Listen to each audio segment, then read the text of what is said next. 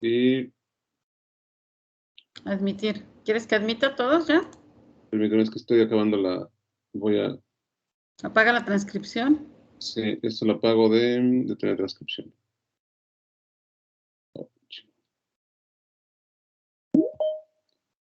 Listo. Admito a todos. Sí.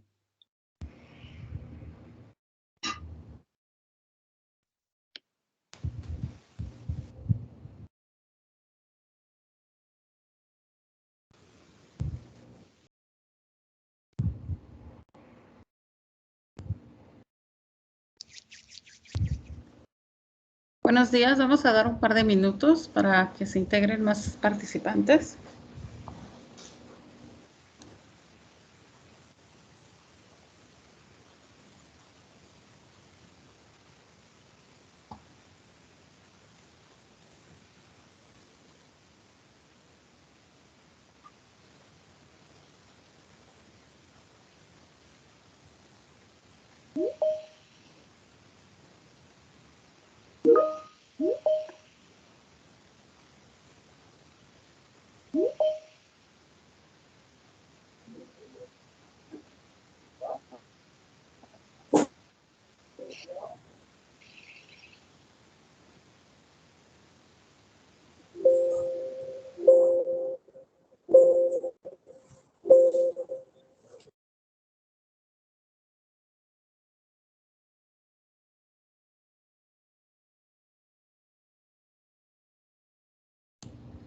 Bueno, pues buenos días.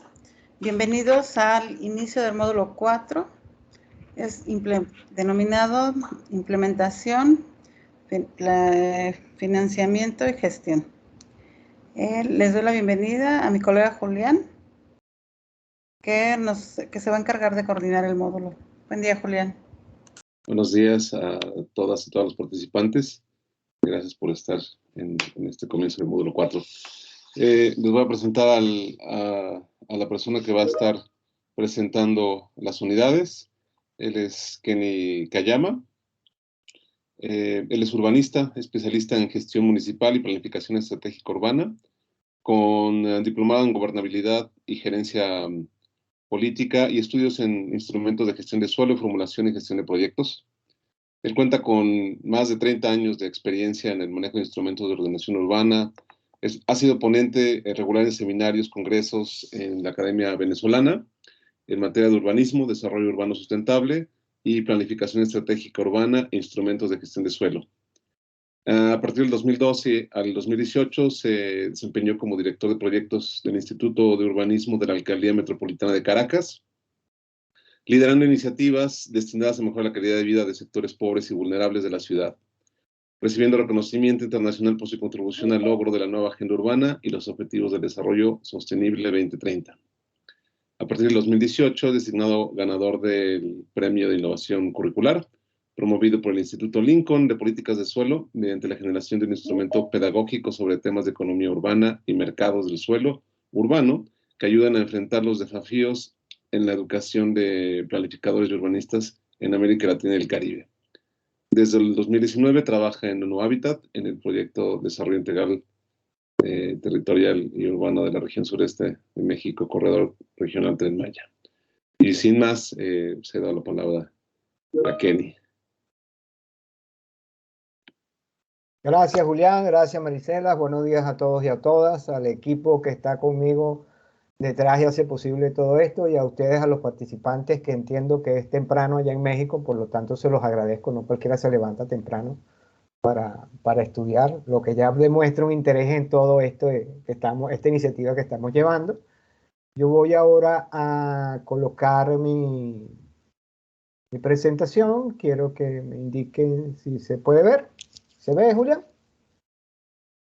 Un segundo, todavía no se ve, Kenny. Ah, caramba, no nos vaya a pasar lo mismo. Eso pasa cuando estamos en vivo. Sí.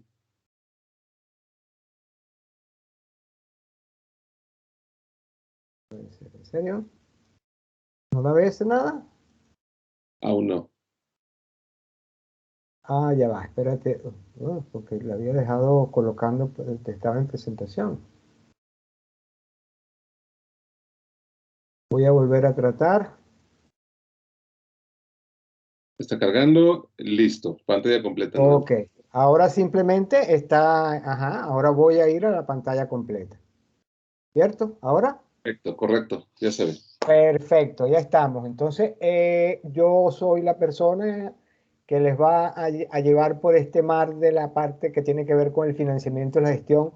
Elemento muy importante, porque pensamos, diseñamos, pero a través de esto concretamos.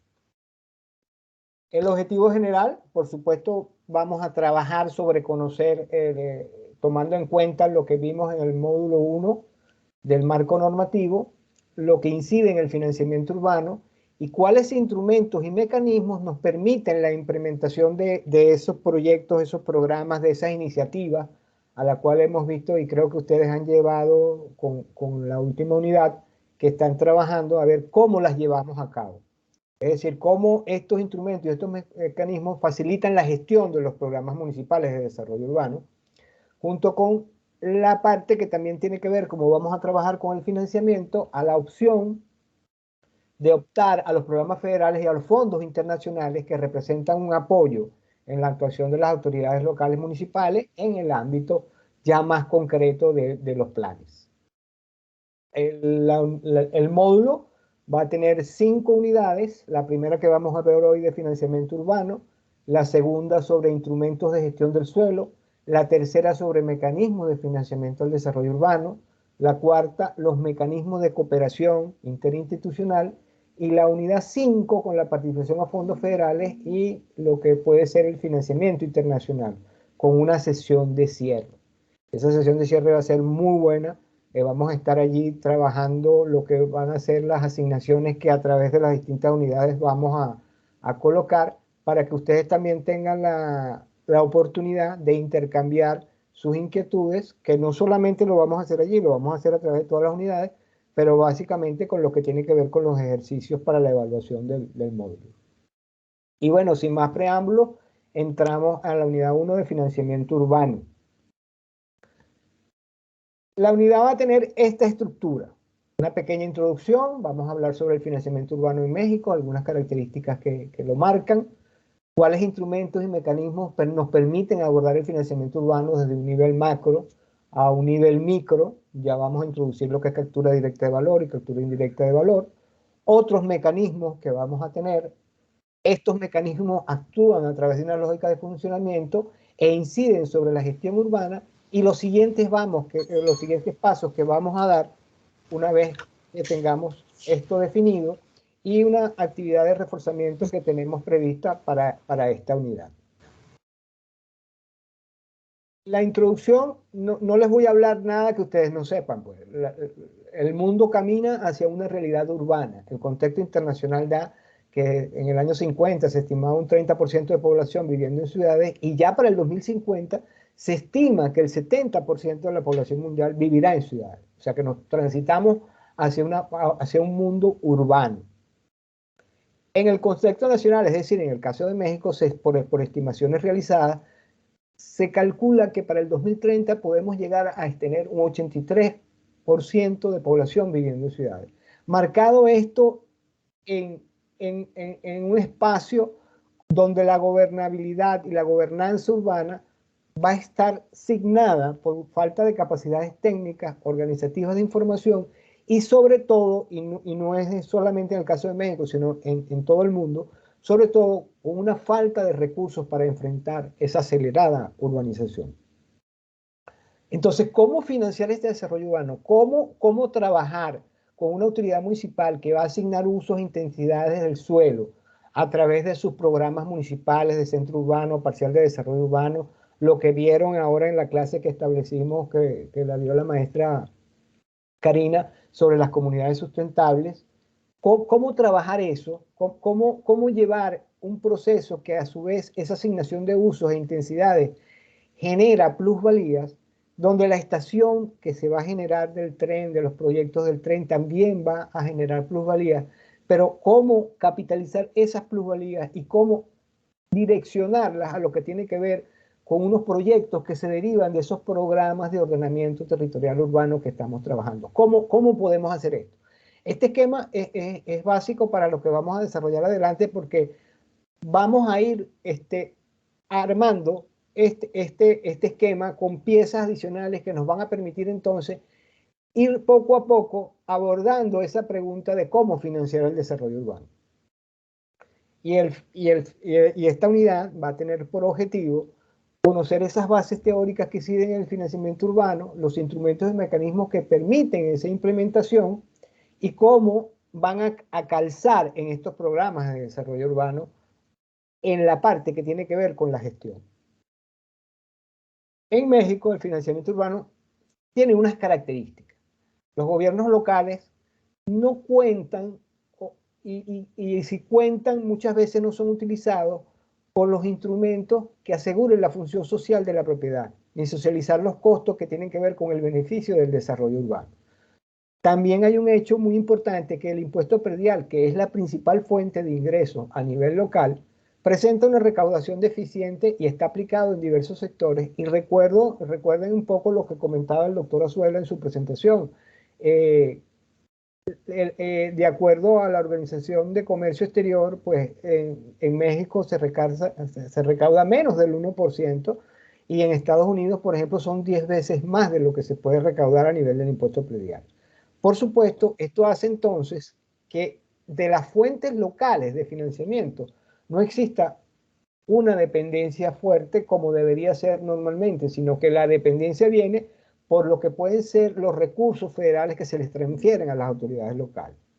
Esto efectivamente lo que nos da es una situación donde hay una dificultad enorme para realizar inversiones en proyectos de desarrollo urbano y sobre todo actuar sobre el aprovechamiento del suelo vacante, un elemento muy importante para lograr los objetivos de desarrollo sostenible de ciudades bien conectadas, bien armadas, bien trabajadas desde el punto de vista de su estructuración.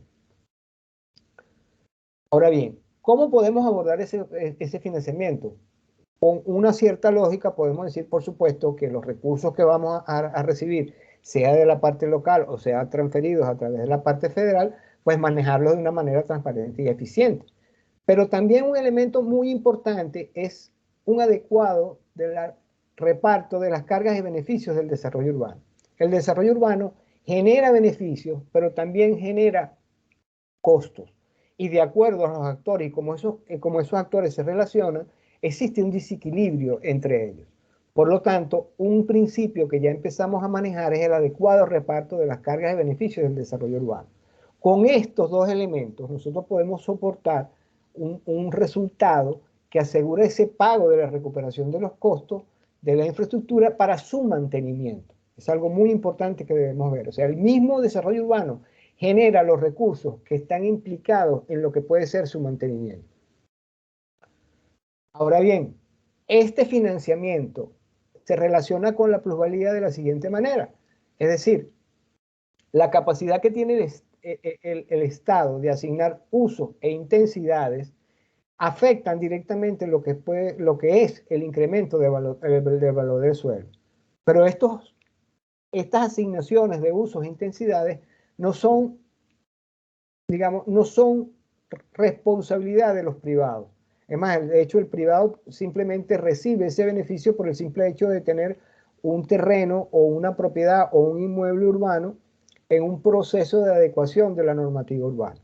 Entonces, este proceso de cambios de la normativa y de las inversiones en la estructura proviene de la comunidad. Entonces, esa recuperación de la plusvalía lo que busca es que a través de esa movilización podamos recaudar vía fiscal o vía mejoramiento en sitio para poder dar el beneficio que eso está estableciendo a nivel de los privados. Es decir, que el privado no capitalice lo que sería el beneficio de las infraestructuras, sino que tenga a su vez una corresponsabilidad en el desarrollo urbano, adecuando, por supuesto, adecuado al reparto de las cargas y los beneficios que este desarrolla. Ahora bien, ¿cuáles son los instrumentos y mecanismos que permiten abordar el financiamiento urbano? Y aquí vamos a trabajar a dos niveles. A un nivel macro y a un nivel micro que yo les comentaba, donde el nivel micro tiene una captura directa de valor y el nivel micro también tiene una captura indirecta de valor. Es decir, el nivel macro, el nivel micro, con esos dos elementos, son los que nos permiten determinar los instrumentos de gestión del suelo y las fuentes de financiamiento del desarrollo urbano. El nivel macro son las leyes que a nivel nacional, federal y estatal nos permiten abordar esa gestión del suelo, que más adelante vamos a ver su definición. Y de acuerdo a la Ley General de Asentamientos Humanos, Ordenamiento Territorial y Desarrollo Urbano, tenemos esta lista que estamos acá. Las regulaciones para el suelo provenientes del régimen agrario, la regularización territorial, las reservas territoriales, derecho de preferencia, polígonos de desarrollo y construcción prioritario, reagrupamiento parcelario y la zonificación incluyente. Con respecto a la zonificación incluyente, tenemos que la ley no la desarrolla del todo, pero sí establece la posibilidad como un instrumento adicional y da unos lineamientos sobre los cuales ella debería desarrollarse. Estos instrumentos de gestión del suelo, ¿qué nos permiten? Pues acceso y movilización al suelo, la definición de unos espacios estratégicos de actuación y la movilización o recuperación de la valorización de los inmuebles, de la plusvalía, porque algunos la manejan desde su concepción. Y a nivel federal también tenemos lo que puede ser el pago de potencial de edificación o desarrollo, y a nivel del país tenemos la transferencia de derechos y los sistemas de actuación. Estos son los elementos que a nivel macro nosotros podemos trabajar o manejar desde el punto de vista para los instrumentos de gestión del suelo. Ahora bien, cada uno de ellos tiene como unos objetivos que cumplir o sobre los cuales él trabaja. Por ejemplo, las reservas territoriales, los derechos de preferencia, hacen que yo pueda acceder al suelo desde el punto de vista estatal y municipal. Es decir, las autoridades estatales, municipales, pueden acceder al suelo a través de estos instrumentos. Ojo, no los estamos definiendo todavía, ya vamos a entrar, pero estamos adelantando algunas nociones para que podamos manejar toda esta compleja red que tenemos de aquí en adelante. También tenemos los polígonos de desarrollo y construcción prioritario que manejan internamente los sistemas de actuación y que esos dos definen espacios de actuación estratégicos. Y por supuesto tenemos el reagrupamiento parcelario, la zonificación incluyente, el pago de potencial de edificación o la transferencia de derechos, donde estos instrumentos en sí mismos ya contienen una recuperación de la valorización de los inmuebles de la plusvalía para ser utilizados como financiamiento al desarrollo urbano. Entonces vemos que algunos están más apuntando hacia un objetivo, otros hacia lo que tiene que ver con la recuperación de la valorización y de la plusvalía, pero todos tienen un fin y se configuran en un gran menú que podemos utilizar para mover y desarrollar lo que son nuestras líneas de acción y nuestros proyectos y nuestras estrategias de ordenamiento territorial que tenemos en los planes, en los programas, perdón.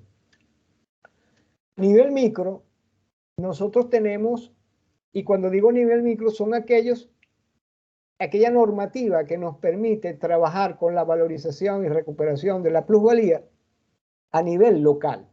Y aquí trabajamos con lo que también en su momento en el módulo 1 se vio, que fue la clasificación económica de lo que son los ingresos a nivel municipal. Y tenemos lo que son los ingresos propios, las transferencias intergubernamentales y lo que pueden ser el financiamiento privado. A nivel de los ingresos propios tenemos, por supuesto, y lo conocemos como el impuesto predial, el impuesto sobre adquisición de bienes inmuebles, el impuesto al incremento de valor, los derechos por servicio de agua y alumbrado y los derechos por cooperación de obra. Aquí, los elementos que podemos ver que tienen que trabajar con lo que es la recuperación de la valorización o movilización de las plusvalías son el impuesto predial, el impuesto sobre adquisición de bienes, el impuesto al incremento al valor de los inmuebles y los derechos por cooperación de obra. En el caso de las transferencias gubernamentales, lo que tenemos son transferencias de dinero que hace desde el nivel federal y estatal, aquí tenemos un error, para el municipio, como son las participaciones, aportaciones, y algo que vamos a ver más adelante, que son los programas federales.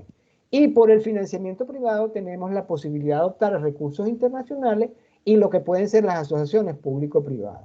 Este es el panorama que nos permite la clasificación económica de los ingresos y ya leímos un poco de los ingresos propios, los que trabajan con la recuperación y movilización de las plusvalías a nivel local, como el impuesto predial, el impuesto sobre adquisición de bienes inmuebles, el incremento del valor de los inmuebles y los derechos por cooperación para obra.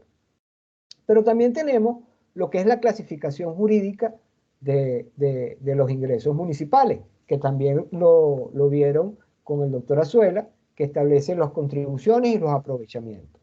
En las contribuciones tenemos los impuestos, tenemos aportaciones de seguridad social, productos, pero también aquí nos vuelve a salir otra vez las contribuciones de mejoras y tenemos los derechos. Por los aprovechamientos tenemos otros ingresos no tributarios, inclusive el doctor Azuela hizo un inciso con respecto a los aprovechamientos en relación a figuras de instrumentos de gestión del suelo que manejan la recuperación de plusvalía, haciendo referencia directamente a lo que son los aprovechamientos. Y también tenemos que la Ley General de Asentamientos Humanos nombra algunos ingresos que tienen los municipios, por supuesto, de acuerdo a la ley, al artículo 115, y tenemos el impuesto predial, las contribuciones de mejoras, contribuciones por incremento en el valor de los inmuebles, el impuesto a la adquisición de los inmuebles y la contribución especial a predios urbanos y baldíos. Este sale, ya aquí viene, digamos, aparece por primera vez la contribución especial a predios urbanos o baldíos de la Ley General de Asentamientos Urbanos. Estos son los ingresos con los que la ley dice que puede trabajar el municipio manejando lo que tiene que ver la recuperación de plusvalía para utilizarlo al financiamiento de desarrollo urbano. No lo dice expresamente así, pero comprendiendo lo que es el funcionamiento podemos llegar a esta conclusión. Con este paquete de ingresos nosotros podemos trabajar lo que tiene que ver con el financiamiento del desarrollo urbano. Y entonces entramos a cerrar. ¿Qué podemos utilizar? Que tengan la captura directa de valor a nivel municipal. ¿Cuáles mecanismos de financiamiento del desarrollo urbano son? Llegamos entonces a la conclusión que tenemos el impuesto predial, el impuesto sobre adquisición de inmuebles, la contribución por mejora, la contribución especial a predios urbanos baldíos, la contribución por incremento de valor de los inmuebles, que son mecanismos para el financiamiento del desarrollo urbano, que trabajan la valorización y la plusvalía y que la recuperan y la mueven en favor de la sociedad. Es decir, en favor de que el municipio pueda tener el músculo económico disponible para abordar lo que son las implicaciones al crecimiento urbano, al financiamiento de ese desarrollo. Y también tenemos lo que sería la captura indirecta de valor. ¿Qué mecanismos son estos? Son aquellos los que trabajan no directamente sobre la recuperación de la plusvalía, sino indirectamente, en el sentido de que trabajan con el mercado inmobiliario, con los desarrollos inmobiliarios. Y lo vamos a ver muy claro cuando vemos que son las exacciones, las cesiones urbanísticas, las contribuciones especiales de impacto urbano y ambiental y el pago por servicios ambientales. Estos mecanismos nos permiten a nosotros de manera indirecta aportar al financiamiento urbano. Cuando vemos las cesiones, que son las cargas de los reglamentos del desarrollo urbano, en algunos se colocó cesiones y exacciones porque en algunos autores lo consideran iguales, otros hacen una pequeña diferencia, entonces como para mantener un equilibrio, digo, bueno, exacciones, cesiones urbanísticas, las contribuciones especiales de impacto urbano ambiental que tienen que ver con aquellos elementos que tienen que aportar los desarrollos inmobiliarios para disminuir lo que sería su presión sobre el área urbana, y el pago por servicios ambientales que tiene que ver con aquellos servicios desde el punto de vista del ambiente por el cual debería contribuirse para que se mantenga en un buen nivel. Esto lo vamos a ver más adelante. Lo que estamos haciendo ahora es dar un panorama para ir acotando el tema y cómo vamos a trabajar de aquí en adelante. ¿Cuáles son los otros mecanismos que también tenemos? Bueno, otros mecanismos que los vimos también por allá son los recursos internacionales, lo que pueden ser las asociaciones público-privadas y la deuda pública. Aquí estos elementos están muy relacionados a lo que puede ser un proyecto o servicio específico. Es decir, yo de repente con un proyecto que tengo a nivel urbano puedo concursar a la banca multilateral para solicitar financiamiento. También puedo tener un equipamiento o un servicio que a través de la asociación con los privados esto lo puedan prestar. Y también puedo tener lo que es la deuda pública, que es decir, emitir dinero inorgánico en cierta medida para financiarme trabajándolo con el endeudamiento. En este caso, para lo que vamos a nosotros a trabajar en el curso, vamos a trabajar con las dos primeras, con los recursos internacionales y las asociaciones público-privadas. Porque lo que queremos es conformar y generar capacidades locales que permitan potenciar los ingresos que establece lo que es la recuperación y la recuperación de las plusvalías. Y la deuda pública ha presentado muchos problemas porque ya sabemos que pueden ser objeto de deudas que pasan de un gobierno a otro, pueden generar problemas, pueden ir creciendo. Entonces nosotros vamos a trabajar en el curso con lo que son los recursos internacionales y las asociaciones público-privadas.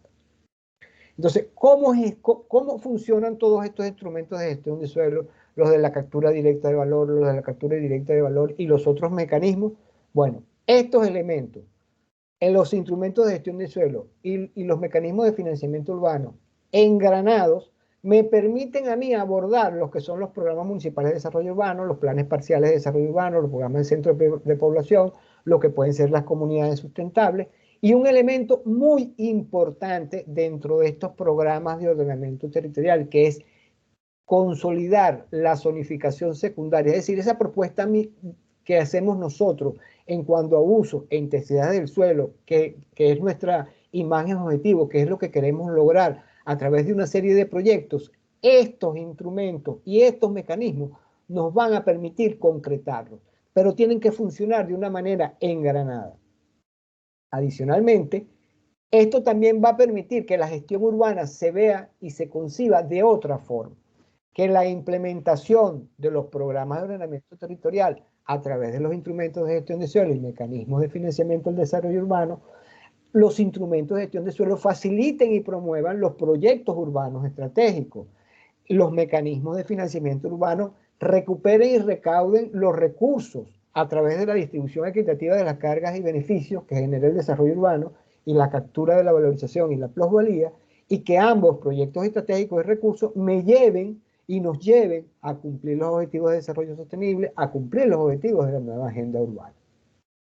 Y lograr esas ciudades sustentables y comunidades sustentables, que es lo que nos planteamos a definitiva. Es decir, colocar a las personas en el centro para lograr su mejora en la calidad de vida a través del logro de una serie de proyectos estratégicos con sus respectivos fuentes de financiamiento que permitan concretar esa visión a futuro, esa visión estratégica que tenemos.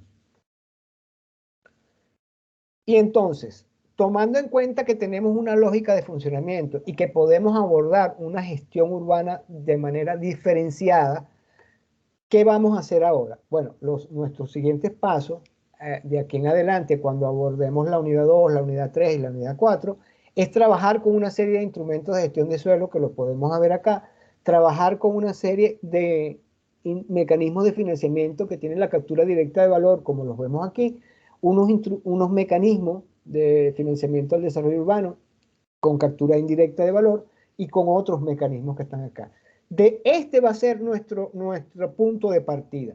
Cuando sigamos más adelante, podemos entonces, digamos, escoger algunos, detallar un poco más, ya inclusive en la parte de reservas territoriales, ya el doctor Azuela y el derecho de preferencia ya ahondó un poco en eso. Nosotros vamos a ahondar un poco más desde el punto de vista de las especificaciones que tiene, y podemos ir entonces viendo qué significado tiene cada uno para que efectivamente esos programas de desarrollo urbano podamos nosotros concretarlos en el tiempo.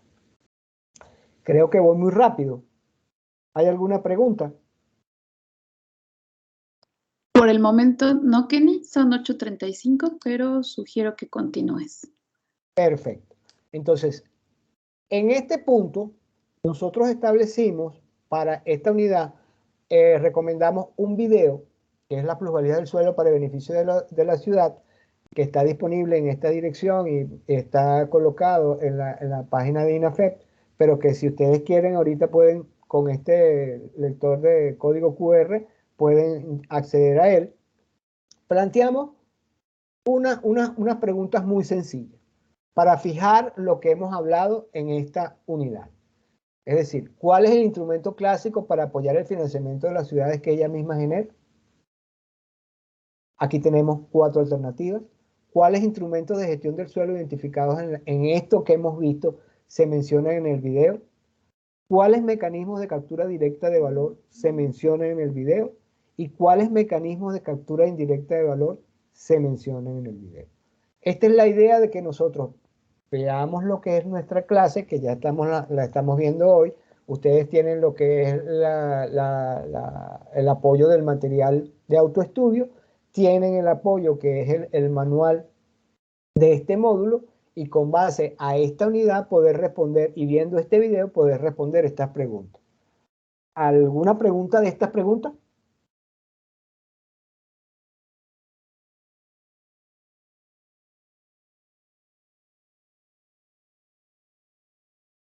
Me preocupa que no me digan nada. Parece que todavía no se animan, Kenny. No se animan, vamos a animarnos. Fíjense, hay algo que yo les quiero decir. Si yo logro que ustedes se animen y tengan más dudas viendo todo este material, viendo todo el módulo, que las que tenían cuando empezaron el módulo, yo me doy por servido. Porque el interés y la duda es lo que genera conocimiento. Ajá, tenemos una preguntita por allí. Nos pregunta Enrique Cervera si se podría ampliar el impuesto a la plusvalía. Y Carlos Díaz tiene una pregunta por ahí. Quizás pueda abrir el micrófono, Carlos.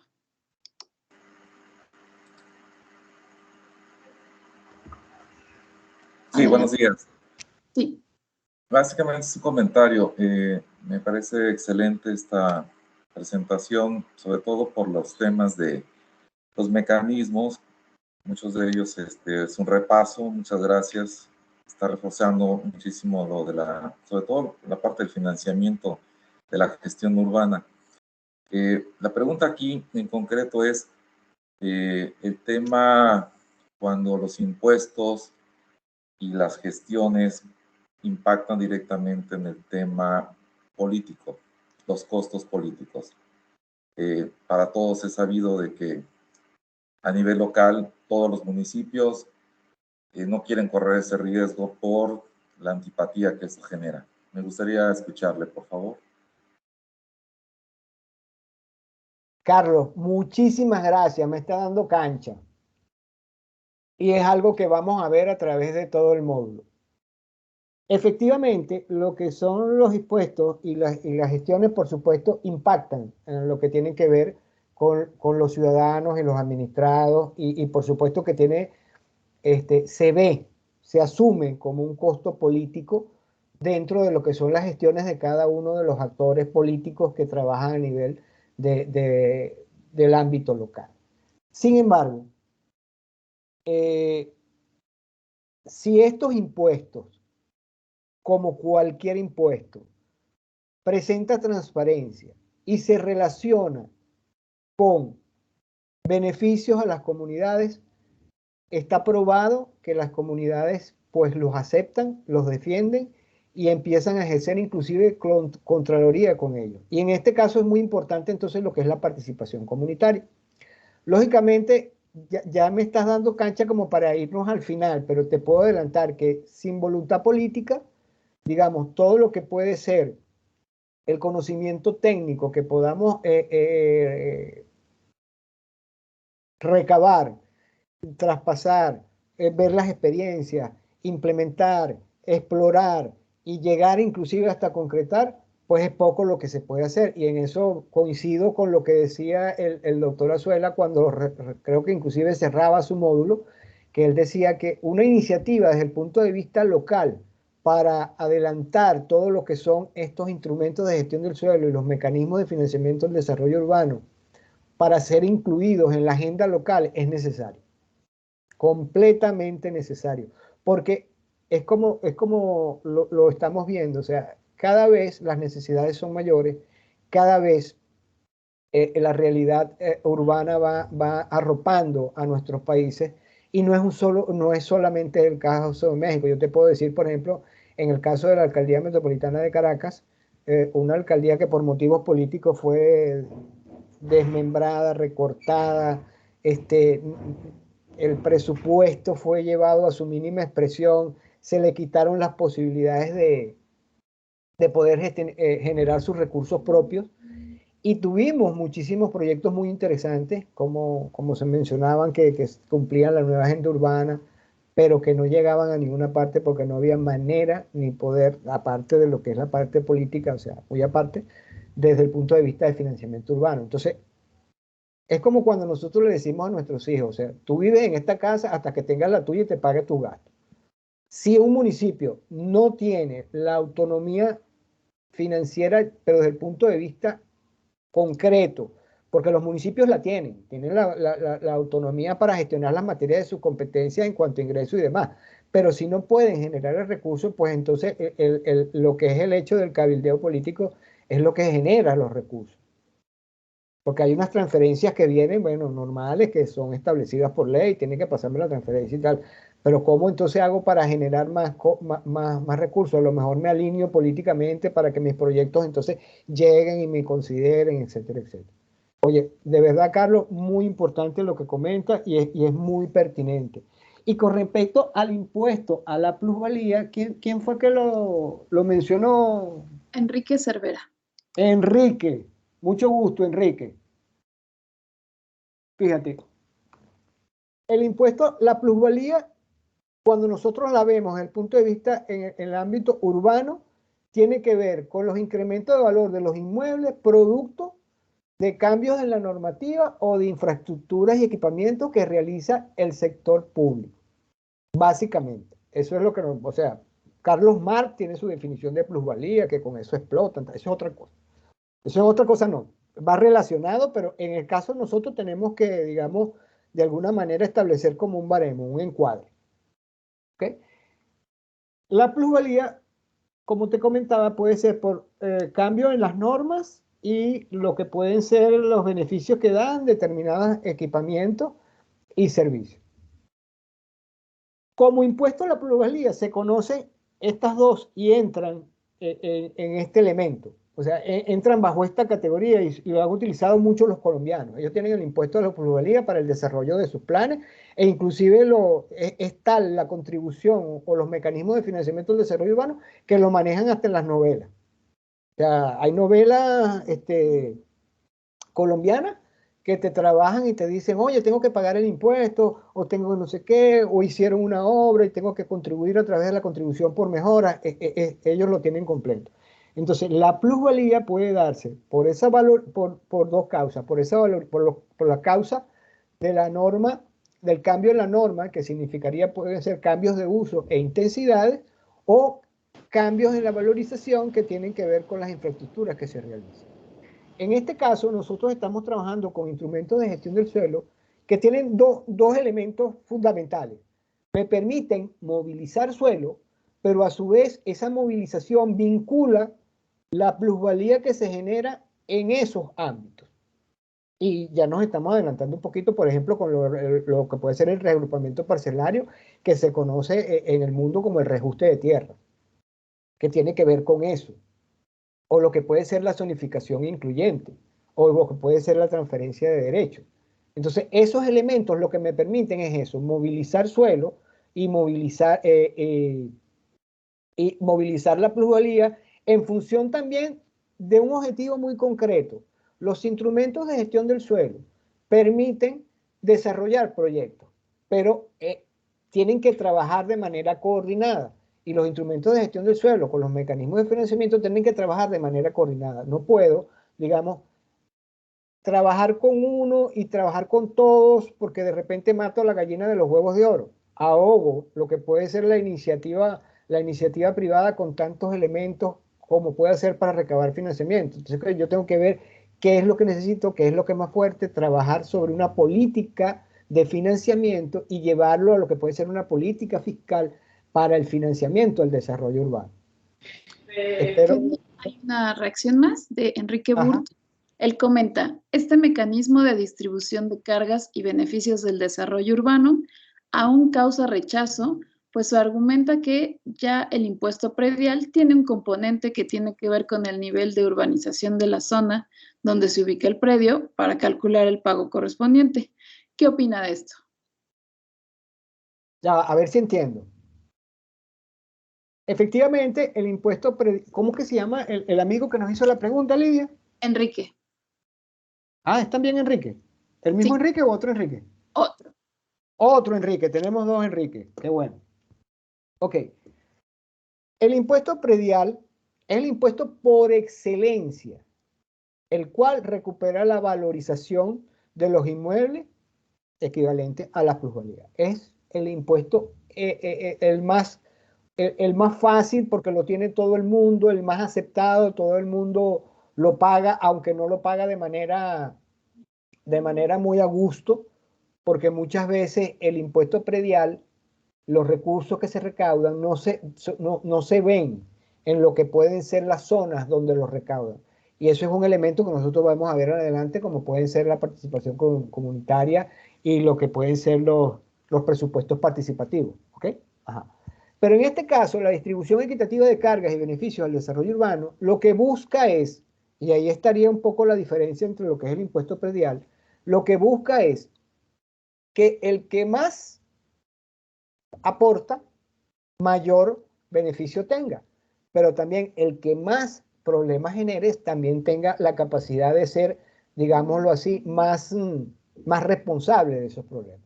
Y cuando decimos la distribución equitativa de las cargas y beneficios del desarrollo urbano, tenemos que ver que existen proyectos que por la misma valorización y la misma plusvalía que van a generar o que tienen gracias a las normas de usos e intensidades que se les da, ellos pueden financiar determinados elementos que no tienen por qué ser financiados por el municipio, por el Estado o por la nación. Y en esto lo vamos a ver más adelante cuando veamos el reagrupamiento parcelario. Ahí estaría básicamente la diferencia. El reagrupamiento, el principio de la distribución equitativa de cargas y beneficios es eso, es decir, quien más contribuye, más gana, pero quien más perjudica, también más responsabilidades tiene. Y el impuesto predial va relacionado con esos elementos, pero es un impuesto, ¿cómo te digo yo? Es un impuesto que podemos trabajar, digamos, una cosa es el principio de distribución equitativa de cargas y beneficios, que puede aplicarse a lo que son los desarrollos que se puedan dar en determinados proyectos estratégicos, y otra cosa es, y por supuesto, ese principio puede ser el que norme todo mi elemento cuando yo vaya a generar lo que es mis mecanismos de financiamiento y mis instrumentos de gestión de suelo, con la diferencia de que en el impuesto predial efectivamente yo valoro la propiedad, y en la medida que esa propiedad se va valorizando, bueno, yo voy estableciendo una serie de elementos que me permiten cobrar un poco esa valorización, y se dice, lo que pasa es que no se ve, se dice que es para financiar el desarrollo urbano. Y si tú no lo ves, el problema es entonces ahí empiezan esos elementos a jugar y a generar las tensiones. ¿Alguna otra preguntita? No por ahora. Bueno, Enrique Cervera comenta, en nuestro país constantemente está incluido en el impuesto predial al estar calculado sobre valores comerciales. Pero ¿qué pasa cuando se sufre minusvalía? También, efectivamente. Y allí tenemos que estar muy pendientes cuando hacemos todos estos elementos y establecemos todos estos proyectos estratégicos. Nosotros tenemos que ver cuáles son los efectos que sobre los propietarios van a tener esos elementos, porque siempre hablamos de la parte positiva, pero no hablamos de la parte negativa. Y efectivamente, por ejemplo, pueden haber elementos que generen minusvalía y no plusvalía de algunas propiedades. Por ejemplo, cuando nosotros tenemos algún tipo de equipamiento. ¿Aló? ¿Se nos abrió un micrófono? No. Por ejemplo, cuando nosotros tenemos algún equipamiento que las personas no consideran favorable a lo que es, digamos, lo que piensan que debe ser la zona. Por ejemplo, muchas personas dicen que una zona con escuela es muy buena, pero a nadie le gusta vivir al lado de una escuela. O sea, no es mi patio trasero, como dicen los gringos. No, my backyard. O sea, está muy bien. Ojo, por ejemplo, cuando tenemos estaciones de metro. Mucha gente le encanta la estación de metro, da accesibilidad a todo el sector, pero vivir en la boca de una zona de metro, aunque genera una plusvalía, muchas personas consideran que no. Entonces, esos elementos tienen que manejarse cuando nosotros formulamos proyectos estratégicos y no solamente los proyectos estratégicos, cualquier tipo de proyecto que tengan que ver para cuantificar lo que son, digamos, esos posibles impactos negativos o positivos que se generen en lo que es el mercado inmobiliario. Listo, Kenny, continuamos. Continuamos, entonces fíjense, yo les di, nosotros tenemos por delante un camino bastante interesante, con mucha información. Por lo tanto, yo me voy a tomar ¿cómo diría yo? Me voy a tomar la libertad de proponerles de que como ya vimos esta parte de la unidad 1, que es una parte para encuadrar, para enmarcar, para manejar algunos criterios, para tener algunas definiciones, para tener una lista, para ir como quien dice bajando un poco el zoom de la parte grande de dónde estábamos, cómo vamos. Ahora empezamos a caer a estos son los instrumentos, estos son los mecanismos, ¿será que ahora los desarrollo? Vamos a ver, bueno, les propongo adelantarnos un poco con la unidad 2 porque, como les digo, tenemos todo un material muy interesante, pero que de repente nos quedamos cortos cuando estemos desarrollando algunas unidades. Por eso que quisiera proponerles que para poder, digamos, adelantar un poco más con lo que tiene que ver con la unidad 2, que son los instrumentos de gestión de suelo. Y así enmarcamos un poco para ver la definición de gestión del suelo, para ver la definición de instrumentos de gestión del suelo, que nos ya empieza a dar un elemento y que podamos ver el primero de los instrumentos de gestión del suelo, que sería el regrupamiento parcelario. ¿Qué les parece?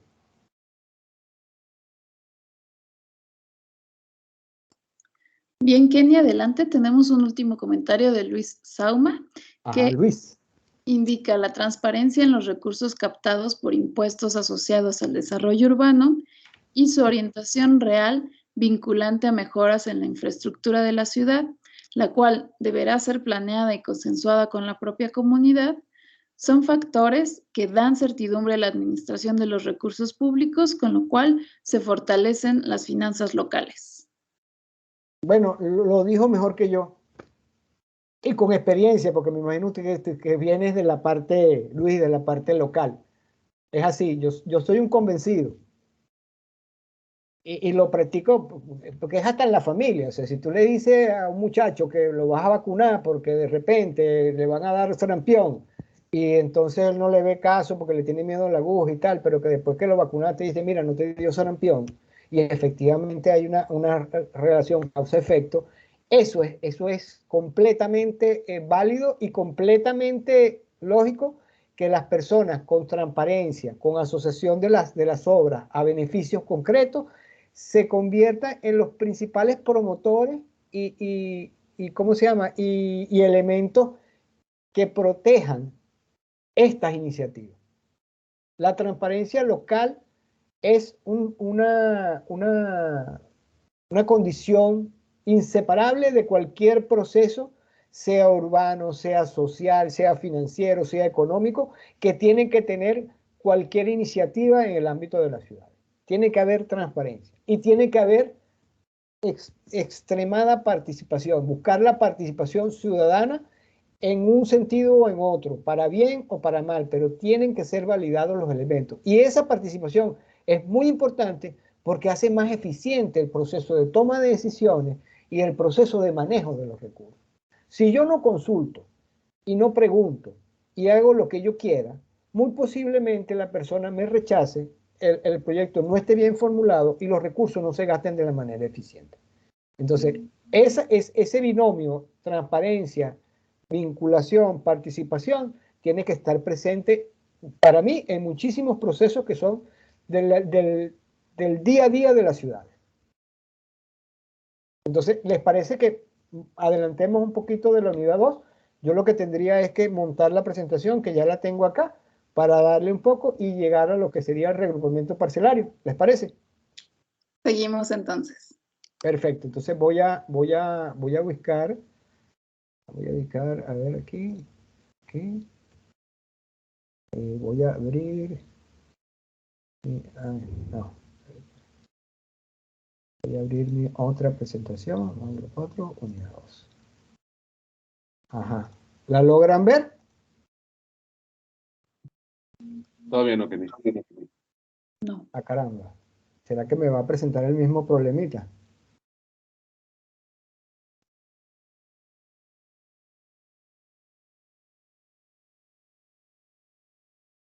No logran ver, ¿verdad? O sea, me veo yo aquí, pero no veo que esté traspasando. Entonces, voy a dejar de transmitir. A ver. Ventana 7, módulo 4, unidad 2. ¿Allí Listo. pueden verla? Ahí ¿Sí? la vemos ya. Sí. Perfecto. Qué bueno. Y ahora la voy a colocar en... y me voy al principio. Excelente. Perfecto. Ya, comenzamos. Módulo 4, unidad 2, instrumentos de gestión del suelo. Vamos a tener este esquema que vamos a trabajar. Todas las presentaciones, mejor dicho, todas las unidades del módulo 4, de la 1 hasta la 5, van a contar con una introducción y van a contar con las actividades de reforzamiento. Vamos a hablar sobre las actividades de reforzamiento de cada una. Y de aquí en adelante vamos a tener una parte muy buena que se los recomiendo. Estos son como los bonus track. Bueno, yo soy de la parte vieja cuando compraba los DVD o los Blu-ray, que te decían, trae finales alternativos, trae canciones nuevas, trae comentarios del director. Bueno, estas unidades van a tener un elemento muy importante al final de cada unidad, que es lo que llamamos la recapitulación de conceptos aprendidos y tabla resumen.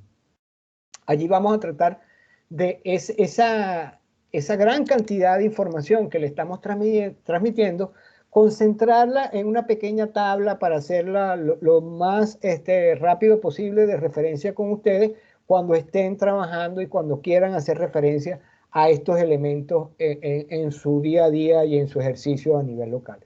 Entonces, aquí entramos, entonces, vamos a trabajar lo que son los, como les comentaba, el concepto de gestión de suelo e instrumentos, los que están previstos en la Ley General de Asentamientos Humanos, los desarrollados en la región del sureste y los implementados en el resto del país. Esto les va a parecer un poco repetitivo, pero tenemos que ir afianzando los elementos y que rápidamente podamos decir, es que estos son aquí, estos son de acá, estos están previstos aquí, estos están previstos acá. Por eso es que podemos de repente pensar, oye, Kenny, si es fastidioso, está repitiendo, bueno, sí, pero vamos para que rápidamente nosotros podamos tener, en función de las veces que lo veamos, una referencia, digamos, inmediata a lo que pueden ser esos instrumentos de gestión, en este caso que estamos viendo. Y vamos a llegar entonces a los instrumentos de gestión del suelo y vamos a llegar hasta el reagrupamiento parcelar. Comenzamos. Los objetivos, perfecto, claramente los que vamos a conocer y manejar los instrumentos de gestión del suelo, los que están previstos en la Ley General de Asentamientos Humanos, los desarrollados en el sureste de México y los implementados en el país. Las ciudades, y esta es la parte introductoria, las ciudades, su principal activo es el suelo urbano, porque el suelo tiene una característica que es irrepetible. O sea, la ubicación de una parcela en la ciudad no se compara con otra en otra parte. Pueden tener pueden tener una vista similar, pueden tener una dimensión similar, pueden estar con un inmueble construido similar, pero la ubicación le va a dar una connotación muy particular y esa ubicación y características que nombré anteriormente, pues le va a dar la parte de lo que es su valor. Entonces, las ciudades para su gestión, para su manejo, para su financiamiento, el principal activo es el suelo, ese es el músculo económico. Ahora bien, si nosotros no contamos o no los aplicamos, los instrumentos que disponemos para que esa gestión del suelo sea más eficiente y me lleve una gestión del suelo de la ciudad mucho más acorde con los objetivos de desarrollo sostenible, con los objetivos de las nuevas urbanas y en definitiva con el mejoramiento de calidad de vida de las personas, que eso es lo que hay que tener en el centro, a la persona, pues limita las posibilidades de aprovechamiento del suelo, vacante interno, porque no hay cómo moverlo, o sea, se va a quedar siempre ahí, va a haber un remanente. Y la transformación desde el punto de vista interior de las ciudades se me va a obstaculizar, se me va a convertir en un elemento cuesta arriba. Yo podré desarrollar zonas donde, no hay nada, entonces establezco y llego de primero y hago todo mi diseño y tal, pero ¿y qué pasa con lo hecho? Esos instrumentos de gestión del suelo son los que me permiten trabajar tanto un espacio ya construido como otro por desarrollar. Y cambiar la mentalidad de manejar el suelo solamente en cuanto a usos e intensidades y no desde el punto de vista de la gestión. Es decir, yo trabajo esto para producir aquello, pero no es que yo hago este uso residencial y le establezco un COS y le establezco un CUS y ya me quedé ahí. No, elementos que me permitan cómo agarrar ese uso residencial para que tenga vivienda de interés social, o cómo tomar este espacio que está aquí con ciertos instrumentos de gestión del suelo que me generen los equipamientos que necesita ese sector y no me cargue mayor en lo que tiene que ver con el requerimiento que tiene la autoridad local que financiar para el desarrollo urbano. ¿Cómo hacer eso? Bueno, eso es lo que se quiere. Con estos instrumentos de gestión del suelo buscamos concretar, buscamos establecer esa visión objetivo que establecemos en los programas de ordenamiento territorial a través de unas estrategias y que luego esas estrategias llegan a conformarse en programas, proyectos, lineamientos, y que adicionalmente yo tenga entonces y pueda concretar mi zonificación secundaria. Es decir, aquí se va a desarrollar una vivienda de este tipo, que voy a tener unos comercios de este tipo. O sea, ese no solamente lo que es el color que tiene en el mapa, que tú lo veas, no, que se lleve a cabo. Esto es lo que me permite a mí concretarlo. Y entonces nos entra la duda, bueno, pero ¿qué es la gestión del suelo? Entonces aquí hay una definición un poco complicada que tiene que ver con el conjunto de intervenciones de las entidades públicas sobre el mercado de la tierra, tendientes, aquí hay un error, tengo que corregirlo, tendientes a corregir evoluciones socialmente inaceptables, ineficientes en materia económica y o ecológicamente peligrosas, dada la naturaleza económica de la tierra. En pocas palabras, son las acciones que vamos a hacer para corregir situaciones que nosotros consideremos conflictivas desde el punto de vista de las dinámicas urbanas o que están relacionadas con la parte ambientalmente, tomando en cuenta que el uso del suelo, perdón dicho, que el suelo urbano cuesta. El suelo urbano no es de gratis. El suelo urbano tiene muchas personas que están, digamos, detrás de él para obtenerlo y generar beneficios. Entonces, eso es lo que es la gestión del suelo. Y los instrumentos, bueno, son las herramientas, los mecanismos que tenemos para lograr ese ordenamiento territorial, ejercer la planificación, establecer el financiamiento y lograr las actuaciones que me permitan a mí, vuelvo y repito, a lograr esa visión objetivo que establecí en el programa. Vuelvo otra vez. Entonces, ¿cuáles son los instrumentos de gestión del suelo previstos en la ley? Los que vimos anteriormente, las regulaciones para el suelo proveniente del régimen agrario, la regularización territorial, las reservas territoriales, el derecho de preferencia, los polígonos de desarrollo y construcción prioritario, el reagrupamiento parcelario y la zonificación incluyente. Ojo, yo siempre lo coloco allí porque si ustedes leen el manual para la adecuación de las entidades federales, estatales a la nueva Ley General de Asentamientos Humanos, ellos lo establecen como un elemento adicional que puede alcanzarse. Y de hecho se ha alcanzado porque ya lo vamos a ver donde ya se ha aplicado. Y empezamos a ver, bueno, ¿qué tenemos? ¿Qué significa esas regulaciones para el suelo proveniente del régimen agrario? Bueno, los requisitos que se debe cumplir para los terrenos de origen ejidal, comunal y federal para incorporarse al desarrollo urbano.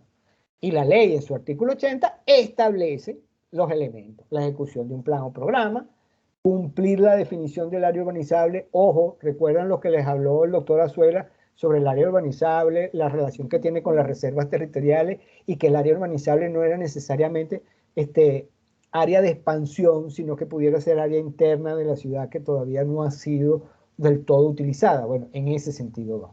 Hoy una cosa muy importante aquí que son los esquemas financieros para el aprovechamiento, dotación de infraestructura, equipamiento y servicio urbano y construcción de vivienda.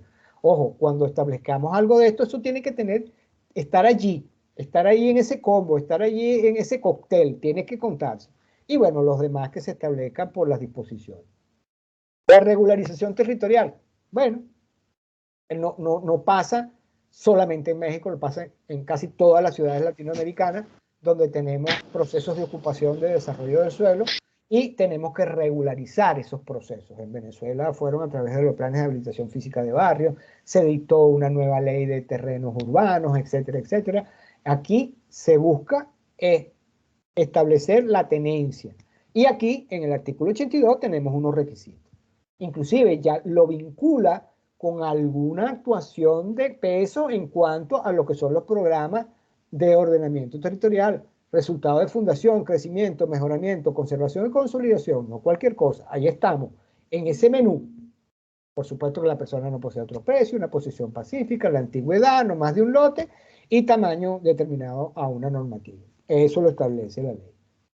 Aquí vamos con las reservas territoriales.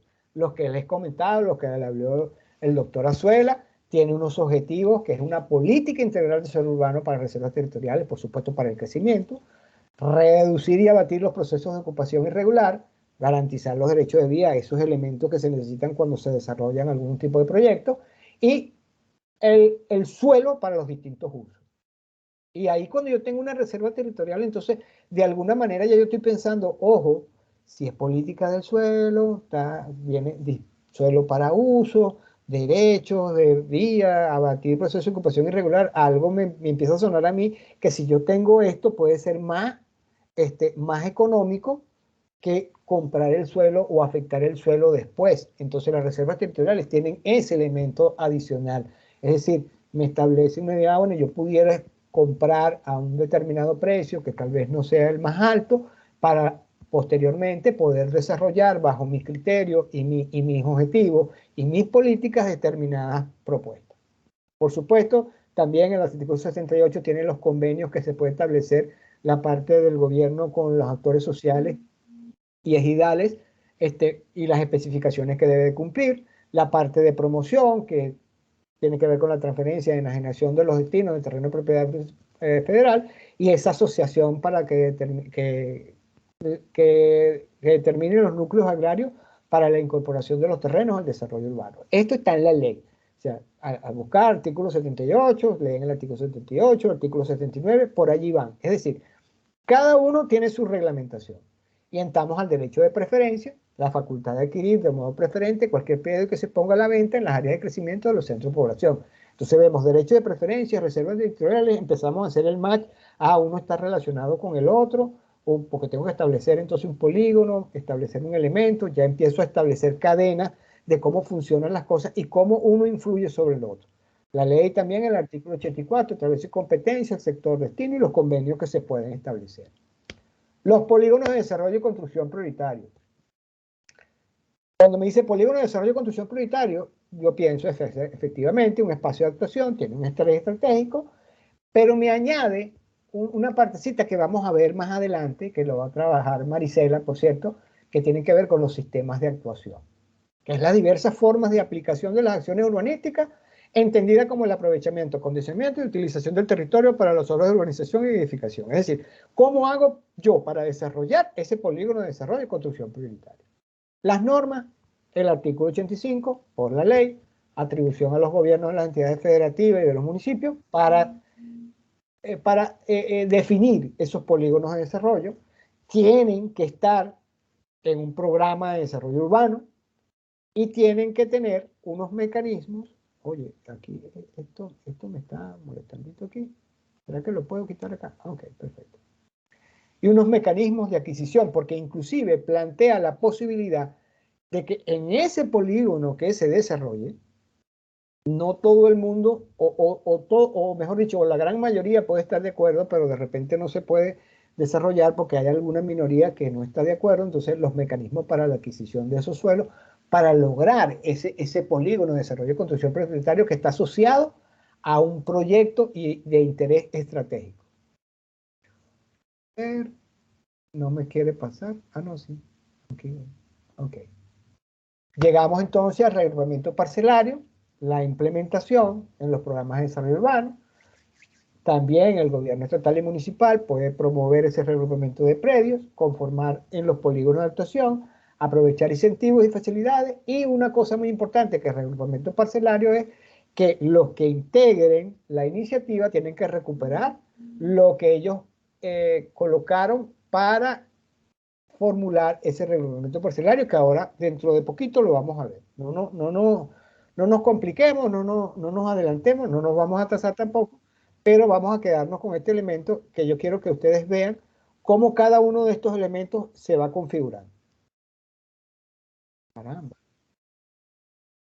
Las normas, el artículo 87 la tiene que cumplir la normatividad urbana, tiene que tener un dictamen de impacto, tiene que haber una administración y gestión y recomiendan el fideicomiso u otro instrumento, lo que tiene que ver con la habilitación de la infraestructura que se haga, cuándo se entrega, cuándo no, igualmente cuándo los predios se dan o no se dan, o salen o no salen cuando se termine, y por supuesto la distribución de cargas y beneficios. Ese es el principio sobre el cual se basa, es uno de los pilares del regrupamiento parcelario. O sea, yo lo que voy a ir a entrar, voy a aportar un terreno y ya me estoy adelantando, pero voy a aportar, voy a hacer un aporte y por lo tanto ese aporte mío va en función de ese aporte en relación al todo, es que yo voy a tener mi beneficio. Caramba. También tenemos entonces la definición de la zonificación incluyente, que es como le dije, como estaba un poquito esbozada, pero se ha ido detallando y se ha ido haciendo operativa. En el caso de Quintana Roo se tiene, que es que se propone que los planes y programas de desarrollo urbano establezcan instrumentos mediante los cuales se incrementa el coeficiente básico de utilización del suelo en función de la capacidad urbana, a cambio que los propietarios paguen los derechos sobre el potencial de uso del suelo de las superficies ampliadas. Elementos fundamentales. Hay un coeficiente básico, hay una capacidad urbana que va a soportar ese incremento del coeficiente a través de un pago. ¿Ok? Tenemos esos tres elementos. Hay un coeficiente básico, una capacidad urbana para soportar ese coeficiente básico y soportar lo que puede ser entonces un incremento y el pago para lograr ese incremento. Y los que se han desarrollado en la región, como lo vimos, aquí está el pago de potencial de edificación o desarrollo en el estado de Quintana Roo, y a nivel del país que tenemos un elemento muy, muy importante, que son las transferencias de derechos, cosa que se ha utilizado en Ciudad de México, con la recuperación de edificios históricos, y lo que son los sistemas de actuación, elemento con el cual la ley establece que se desarrollan los polígonos de construcción y desarrollo prioritario. Y entonces, en este proceso nosotros hicimos un mapeo. Bueno, de acuerdo a las leyes de ordenamiento de cada uno de los estados que tenemos para el sureste de México, ¿qué elementos tienen? O sea, ¿cómo estamos en esos elementos? ¿Cómo estamos en esos instrumentos? Bueno, ¿y cómo se llaman? El derecho de preferencia también asume el nombre de derecho al tanto, los polígonos de actuación asumen también el nombre de polígono de desarrollo y construcción de prioritario, tenemos las reservas territoriales, tenemos regrupamiento parcelario, pago de potencial de edificación y zonificación incluyente. Vemos como Quintana Roo es el que me cubre todas las barajitas de mi mazo, está cubriendo todo. Luego tenemos Campeche, Tabasco y Yucatán, básicos con derecho de preferencia, derecho de tanto y reservas territoriales, y Chiapas en un estado intermedio, pero no en un estado intermedio, ¿cómo le digo? Cumpliendo lo que establece la ley general de asentamientos humanos, pero que no fue más allá como fue Quintana Roo, que estableció 2 elementos más. Pero Chiapas me cuenta con los elementos que tenemos en la ley general de asentamientos humanos. A ver. Y entonces, ¿qué instrumento de gestión del suelo vamos a manejar? De esa lista que tenemos ahí, ¿qué vamos a trabajar? Vamos a trabajar con aquellos que manejen la recuperación de la valorización o de la plusvalía. Y vamos a trabajar con el regrupamiento parcelario, la zonificación incluyente, a nivel de la región del sureste, el pago de potencial de edificación o desarrollo, y a nivel del país, la transferencia de derechos de desarrollo y los sistemas de actuación. Los anteriores los vamos a tratar en la parte de resumen, ya les hemos indicado algunas cosas, pero estos, por ejemplo, el regrupamiento parcelario y la zonificación incluyente pueden ser utilizados en lo que son los polígonos de construcción y desarrollo prioritario. Y los sistemas de actuación los tenemos también allá. Entonces, el polígono, más que un instrumento de gestión, acá lo vemos como un espacio, un contexto donde pueden desarrollarse otros instrumentos. Es un instrumento de gestión, pero que permite a su vez el desarrollo de otros instrumentos. Y como vamos a trabajar con el hecho de poder movilizar y recuperar la valorización y la plusvalía, vamos a quedarnos con este grupo de elementos que tenemos acá. Y de este grupo de elementos que tenemos acá, vamos a ver primero qué es el reagrupamiento parcelario. ¿Dónde está? En la región del sureste, está en Chiapas y Quintana Roo. Ahí lo tenemos. En la legislación del Estado lo podemos utilizar. ¿Qué variables y cuál es su definición? O sea, una definición, porque este reajuste, reagrupamiento parcelario viene del reajuste de tierra que se fue utilizado en Holanda, que comenzó en Inglaterra, que ha sido muy utilizado también en lo que es en Asia, muy utilizado también en Colombia, etcétera, que comienza con estos elementos. Tiene un reparto equitativo de cargas y beneficios, tiene un proyecto a desarrollar y tiene una figura asociativa. Esas son las variables, los pilares. Después vamos a ver otros, pero esos son mis pilares. Y lo definimos como que en contribuciones en especie, usualmente tierra, por los propietarios en el área de una entidad que a su vez utiliza o vende esas contribuciones para autofinanciar la inversión en infraestructura y servicios, los cuales incrementan el valor de todas las propiedades en el área. Esto lo vamos a ver muy claro cuando vemos este pequeño esquema que está aquí. Yo tengo, donde dice antes del proyecto, tengo una serie de propietarios que están allí con cada uno con un tamaño y una propiedad con unas características muy particulares. Existe un proyecto, ese proyecto hace que una nueva configuración predial se establezca y después del proyecto, entonces, cómo quedaron la contribución de cada uno de los propietarios, que lo vemos de la A hasta la J, cómo quedan. Ellos establecen un área en metros cuadrados cuando vemos la parte, tenemos un valor inicial, hacemos unos costos de renovación, tenemos unas normas urbanas, nos llega a otra área y tenemos un valor final. Entonces aquí vemos que tenemos otro elemento fundamental, que es que el proyecto de reagrupamiento parcelario implica, aparte de las variables que vimos anteriormente, implica que hay un beneficio.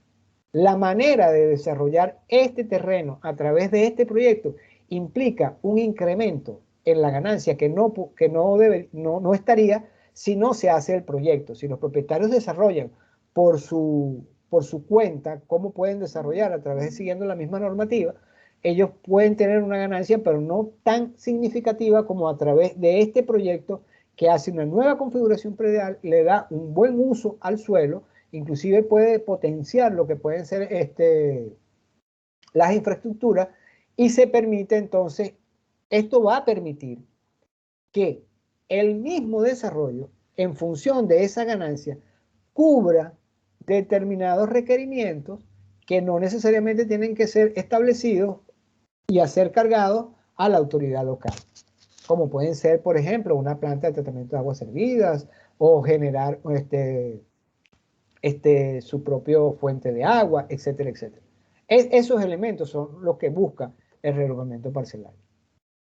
Acá vamos, y cuando vemos los elementos que debe de tener y las normas que establece, vemos que hay un engranaje. Cuando vemos que los elementos tienen que cumplir con la normatividad urbana, tiene que tener un dictamen de impacto urbano, tiene que tener una figura de gestión, una factibilidad financiera del proyecto. Ojo, ese proyecto tiene que ser favorable, ese proyecto tiene que ser bueno, porque si no, no me genera el interés en los propietarios de integrarse en ese proyecto. Efectivamente también trabaja con la distribución equitativa de cargas y beneficios.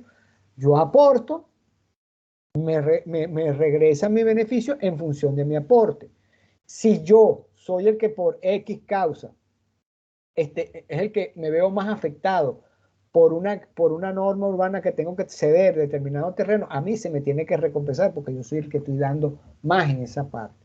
Tiene que haber transparencia, tiene que haber infraestructura, urbanización y edificación a través de una figura de gestión, que no es solamente la figura de gestión que tenemos arriba, que es el fideicomiso, sino es una figura de gestión, una figura asociativa, una figura que diga, bueno, esto es lo que vamos a hacer, lo llevamos, lo controlamos, y ahí entra muy, muy importante lo que es la relación con las autoridades locales para controlar ese proceso y, por supuesto, cómo esos predios ya una vez se lanzan al mercado.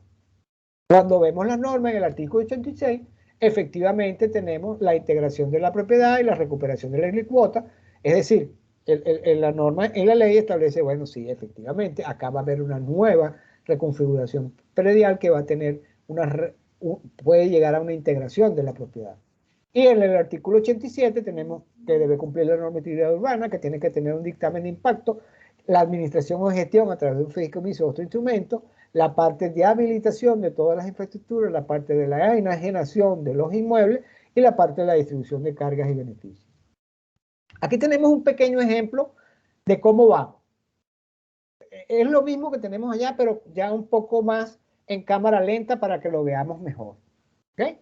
Este es un bonus track. Aquí lo tenemos completo. Tenemos la determinación del polígono, establecemos las sesiones obligatorias, definimos la estructura predial y tenemos el valor inicial del suelo, porque yo entro con un valor, es como que dijéramos, vamos a desarrollar esto y nuestro capital inicial va a ser cada terreno y cada terreno tiene un valor.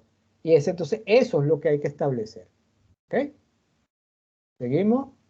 Vamos a establecer una estructura de aportes. Ah, usted entró con esto y su terreno vale esto. Bueno, usted tanto va a ser el tal porcentaje, tal peso, no sé qué. Se aplican las normas urbanísticas, se hace el diseño. Llegamos entonces a establecer los costos de construcción, cuánto nos va a costar todo esto, y esto se incluye hasta la formulación del proyecto y todo. Y luego tenemos el valor del suelo con la operación. Ah, entonces miren, con esto que gastamos, con esto que construimos, nosotros ahorita podemos venderlo a tal precio. Establecemos un balance, bueno, gastamos, ganamos y luego repartimos los beneficios. Aquí lo tenemos. Muy importante, en el material bibliográfico que tienen ustedes en la guía del módulo 4, está una guía para el reparto de cargas y beneficios de planes parciales de renovación urbana hecha en Colombia por los colombianos que han manejado mucho esto, y tiene un pequeño ejemplo. Y ese ejemplo ustedes lo pueden seguir tranquilamente tropicalizándolo a sus casos particulares, porque ellos les van diciendo, aquí está el terreno, aplico, el terreno cuesta tanto, aplico tanto por la formulación del proyecto, aplico tanto por lo que tienen que ser las normas para la cesión de los terrenos urbanos, etcétera, etcétera. Pueden seguir esto. Esto es una guía muy útil que da un buen seguimiento a lo que puede ser un ejemplo de este proyecto y hasta lo que puede ser la experiencia para desarrollarlo. Y llegamos al punto que nos interesa. Oye, ¿qué es lo positivo? Bueno, que las plusvalías que se captan entre ellos mismos son las que ayudan a hacer el desarrollo. Y las plusvalías, en vez de quedárselas los señores embolsilladas, nos ayudan a desarrollar el proyecto. Efectivamente logra una mejor utilización del suelo, porque ese nuevo régimen predial es mucho más eficiente que el anterior. Y por supuesto es un elemento que puede ser utilizado en los elementos de renovación urbana que me ayudan a conformar la ciudad compacta. Efectivamente, este es un proceso que tiene que tener unos elementos claves. ¿Cuál es el elemento clave? El catastro. Sobre todo desde el punto de vista si somos nosotros, las autoridades locales, quienes estamos proponiendo el elemento. Entonces yo tengo que saber quiénes están ahí, cómo están ahí, quiénes son, cuántos son, qué determinaciones tienen. Eso tiene que estar. Efectivamente, lógicamente, perdón, el polígono. ¿Hasta dónde llego? Este es mi proyecto, lo voy a desarrollar aquí, aquí es donde se puede hacer esto. La formulación del proyecto, señores, el proyecto va a ser así, de esta manera. Y si yo tengo el catastro, entonces tengo el avalúo de las propiedades, pero tengo que ese avalúo socializarlo y decirle, señor, su propiedad está evaluada en tal forma a través de este método, y este es un método que es el que nosotros utilizamos y es el más el aceptado, etcétera, para que no existan malos entendidos. No, porque es que mi terreno no vale 10, sino que vale 100. No, mire, su terreno vale 15, no vale 10 ni vale 100, vale 15. Y llegar a los acuerdos. Establecer un ente organizador y promotor de las iniciativas. En muchas legislaciones existe quiénes son los que proponen este tipo de instrumentos de gestión del suelo. Puede ser desde el punto de vista local, pueden ser los privados avalados por el local, o el privado pasando por una serie de requisitos del local, etc. La asociación entre actores. Tiene que haber definitivamente un ente que los arrope y diga, bueno, señores, entre nosotros vamos a organizarnos para establecer al final el elemento que es el desarrollo del proyecto. Tiene que aplicarse la distribución de carga frente a los beneficios, tiene que redistribuirse los beneficios y ahí tiene que haber, por ejemplo, lo que les comentaba antes, si hay un determinado terreno que es el que por diseño y por lo que se aceptó es el que más va a ser castigado desde el punto de vista de su recorte en relación a usos más rentables, tiene que haber la posibilidad de una compensación a esa persona. Aquí se da el caso de que el municipio y la autoridad local pudiera negociar elementos desde el inicio, cuando es su iniciativa o cuando busca que se desarrolle o cuando desarrolla un proyecto para llevarlo frente a terceros, establecer unos usos no rentables. Pero un uso no rentable en determinada cuantía, porque no puede afectar de tal manera al proyecto que sea el que genere el recuperamiento parcelario, que digamos, lo castigue de tal forma que no sea atractivo. Pero pueden establecer usos no rentables, como puede ser la vivienda social, como pueden ser equipamientos. Oye, mira, simplemente vas a bajar un poco aquí, me vas a dar esto acá, etcétera. Eso se puede establecer. Y efectivamente lo que es el funcionamiento, a cómo vamos a organizarnos, qué vamos a hacer. En este caso, los colombianos recomiendan mucho el uso del fideicomiso. Ya lo vamos a ver más adelante, pero bueno, un fideicomiso es un contrato entre varias personas que establecen un objetivo. Si ese objetivo está claro, el fideicomiso va a funcionar bien. Si ese objetivo no está tan claro, el fideicomiso no va a funcionar bien. Y ojo, esto tiene que tener, si está el municipio, por supuesto, transparencia. Señores, hasta aquí llego. Voy a tomarme un poquito de agua y podemos ver entonces sus reacciones. No me dejen hablando solo, por favor. Muchas gracias, Kenny. Son casi 9:30. Comparto reacciones de Enrique Burton. Él pregunta, Enrique, qué bueno. ¿cómo se incorpora en estos instrumentos de gestión la atención a personas en situación de vulnerabilidad económica para no generar fenómenos como la gentrificación u otro tipo de desplazamientos y fragmentación del tejido social? Adelante. Perfecto, fíjate. En este caso, estamos hablando de regrupamiento parcelario. Nosotros podemos tener, mezclarlo con zonificación incluyente cuando la zonificación incluyente busca la vivienda de interés social. Entonces nosotros podemos tener elementos que puede ser a través de un desarrollo que se haga desde el punto del nivel privado, cuando yo mezclo los instrumentos de gestión del suelo y le digo, ok, tú puedes adquirir aquí un polígono de desarrollo y construcción prioritario a través de un regrupamiento parcelario con un sistema de actuación, pero me tienes que establecer también, desde el punto de vista que se hace el instrumento, determinada cantidad de vivienda social destinada a tales ingresos y tales cuestiones. Allí puedo trabajar. Ya en función de asignar ese elemento entra otro proceso con el cual nosotros vamos a trabajar a escoger cuáles son las viviendas, mejor dicho, las familias que van a ocupar esas viviendas. Se le puede dar ¿cómo se llama? Interés a lo que pueden ser las mujeres como cabeza familiar, las familias con determinado nivel de ingreso. Ahí ya entra el proceso con el cual las autoridades locales pueden fortalecer y establecer ese elemento para algo más importante todavía, o sea, algo más importante no, algo muy importante. Efectivamente, la gentrificación es un problema desde el punto de vista que se mire, y por lo general lo es.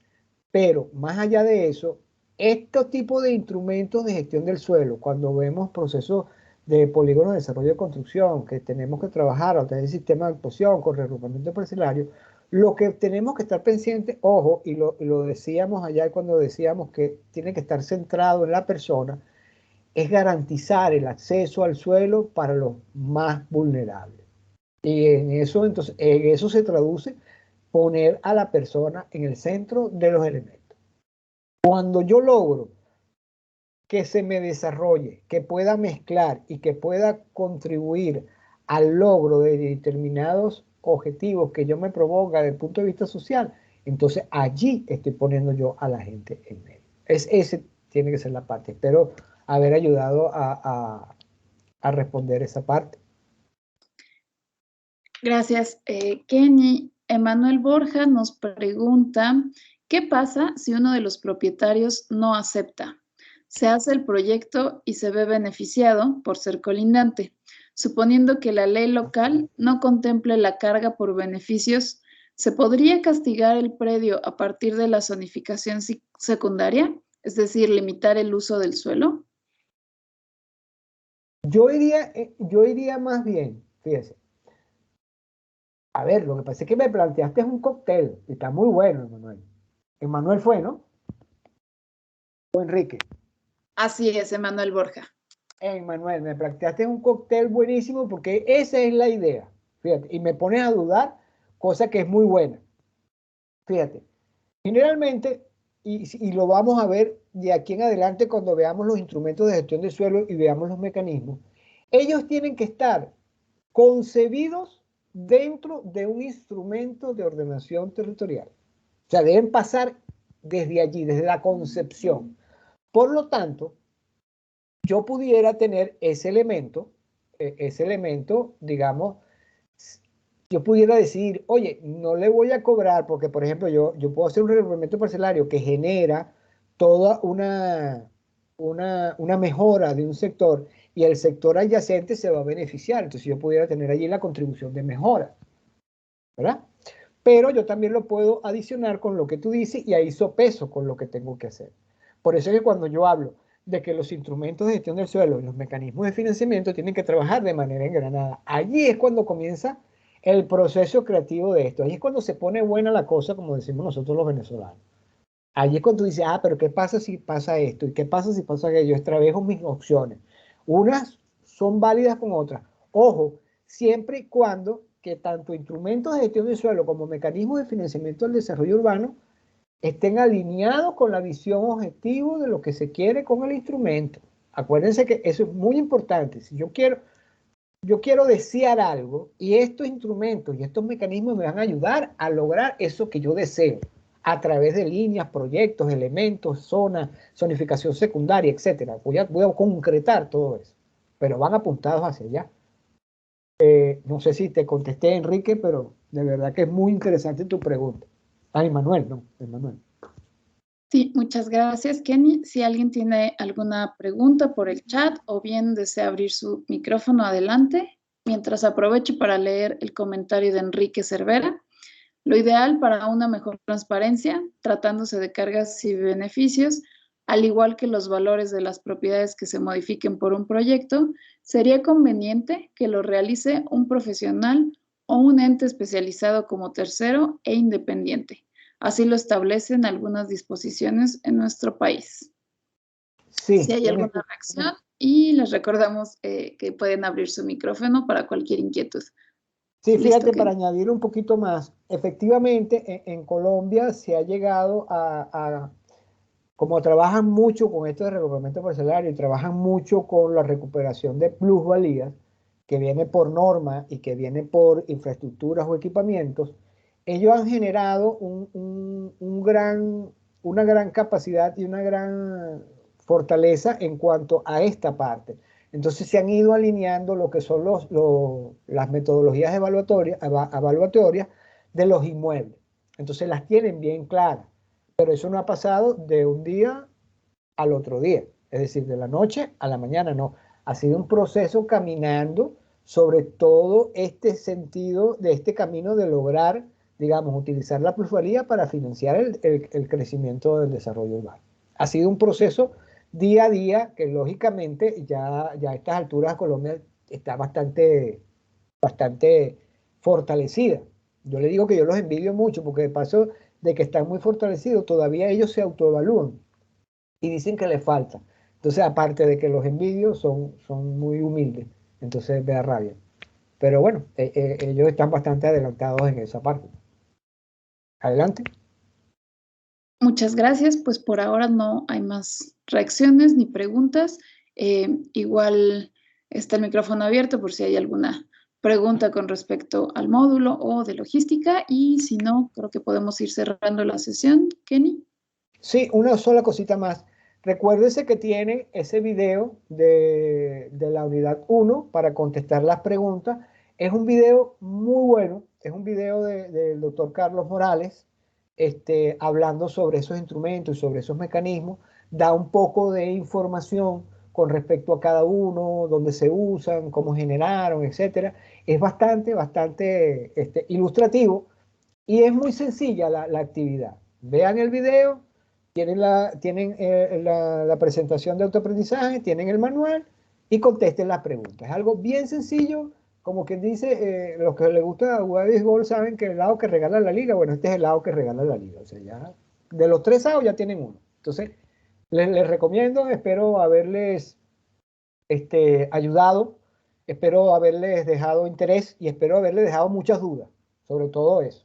Que yo ahorita con la pregunta que me hizo el amigo, pues también me puso a dudar, cosas que me parece muy buenas.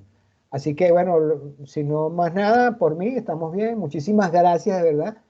Gracias por la oportunidad de estar con ustedes y nos veremos mañana. Muchas gracias, Kenny, al equipo Nu Hábitat. Hasta mañana a todos.